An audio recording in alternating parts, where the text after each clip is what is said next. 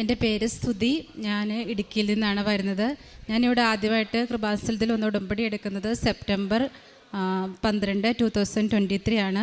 ഞാൻ ആ സമയത്ത് ഞാൻ ഒമാനിലായിരുന്നു. അവിടുന്ന് ജോലി റിസൈൻ ചെയ്ത് ന്യൂസിലൻഡിന് പോകാൻ വേണ്ടിയിട്ടാണ് വന്നത്. ആ സമയത്ത് ഞാൻ കുട്ടികളെയും ഹസ്ബൻഡിനെയൊക്കെ ഒമാനിലായിരുന്നു. അപ്പോൾ ഞാൻ തന്നെയായിരുന്നു ന്യൂസിലൻഡിന് പോകാൻ വന്നത്.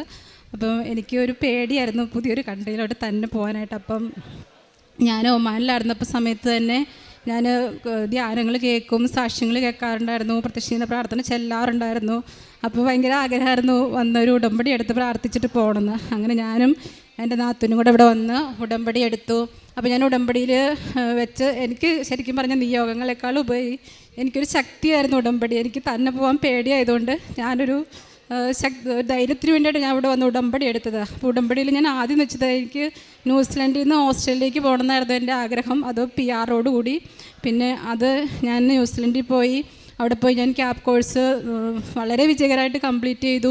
അപ്പോൾ ഉടമ്പടി ഇവിടെ വന്നെടുത്ത സമയത്ത് എനിക്ക് ഭയങ്കര ടെൻഷനായിരുന്നു. ഈ ഉടമ്പടി എനിക്ക് നന്നായിട്ട് ചെല്ലാൻ പറ്റുമോ? കാരണം നമ്മൾ പുതിയ സ്ഥലത്തോട്ട് പോകുന്നു. ഞങ്ങളൊരു മലയാളി ഫാമിലിയുടെ വീട്ടിലായിരുന്നു ഞങ്ങൾക്ക് അക്കോമഡേഷൻ ശരിയാക്കിയിരുന്നത്. അപ്പോൾ നമ്മുടെ കൂടെയുള്ള ആൾക്കാർക്ക് ഒക്കെ പഠിക്കാനും അസൈൻമെൻറ്റ്സ് ഒക്കെ ഉണ്ട്. അപ്പോൾ ആ സമയത്ത് ഞാൻ രാവിലെ 5:30 കയറ്റിരുന്ന് പ്രാർത്ഥിക്കുന്നതൊക്കെ മറ്റുള്ളവർക്കൊരു ശല്യമാവുമോ, അതുപോലെ എനിക്ക് കൂട്ട് കിട്ടുമോ, ഇതിനൊക്കെ എനിക്ക് അന്ന് ആ സമയത്ത് കമ്പ്യൂട്ടറിലൊക്കെ ഞാൻ അത്രയും വീക്കായിരുന്നു. അപ്പോൾ എൻ്റെ അസൈൻമെൻറ്റ്സൊക്കെ കമ്പ്യൂട്ടറിലായിരുന്നു ചെയ്യേണ്ടത്.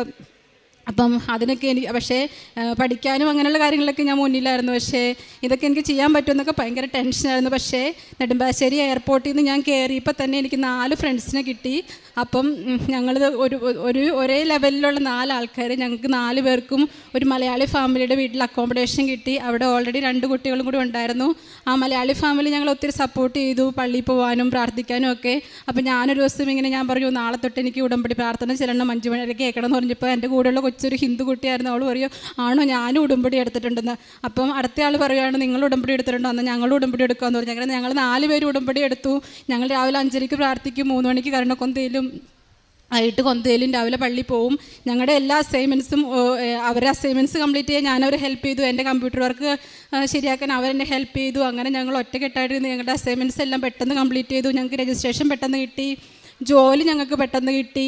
പിന്നെ എൻ്റെ എയിം എന്ന് പറഞ്ഞാൽ ഓസ്ട്രേലിയ ആയിരുന്നു. ആ സമയത്ത് ഇപ്പോൾ എല്ലാവർക്കും അറിയാം, ന്യൂസിലൻഡ് ഓസ്ട്രേലിയയൊക്കെ ജോലി കിട്ടാനും PR കിട്ടാനൊക്കെ ഭയങ്കര തടസ്സമുള്ള സമയമാണ്. വേക്കൻസികളൊക്കെ കുറഞ്ഞു വരുന്ന സമയമാണ്. അപ്പോൾ എനിക്ക് തന്നെ PRന് അപ്ലൈ ചെയ്യാനായിട്ട് പോയിൻറ്റ്സ് കുറവായിരുന്നു. അപ്പം ഞാൻ പ്രാർത്ഥിച്ച് ഏതെങ്കിലും ഒരു ഹോസ്പിറ്റലിൽ എനിക്ക് സ്പോൺസർഷിപ്പ് തന്ന് എന്നെ PR തന്നോട് എന്നെ കൊണ്ടുപോകണമെന്ന്. അങ്ങനെ ഞാൻ